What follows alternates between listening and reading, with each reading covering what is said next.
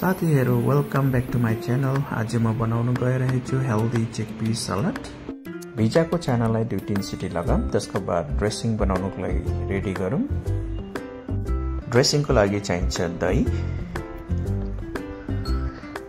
दही हालेर त्यसपछि 80 ग्राम जति पनिर, 2-3 वटा लसुन, काटेको धनिया अनि 2-3 वटा पुदिनाको पत्ता, ओरेगानो,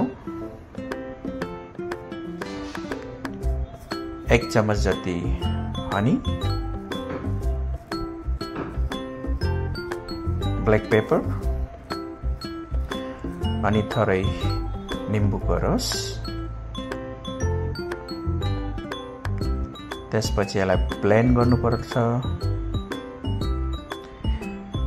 अनि एउटा बाउलमा काटेको लेटस, काटेको प्याज,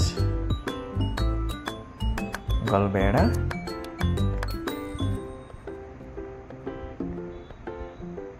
अनारको दाना, काँक्राहरू सबै राखेर बदाम राख्ने अनि त्यो उसिनेको चानालाई मसलाहरू amchur powder, chilli powder, black pepper, नमक हालेर थोरै देरको लागि पकाउनु पर्छ। अनि पकाएको बादमा यो चानालाई मिक्स गर्ने सबै बाउलमा हालेर अनि त्यसपछि अघि बनाइराखेको ड्रेसिङलाई हाल्दिने अनि त्यसलाई मजाले मिक्स गर्ने, सबैतिर मजाले लागेर अनि हाम्रो हेल्दी चिकपी सलाद रेडी छ।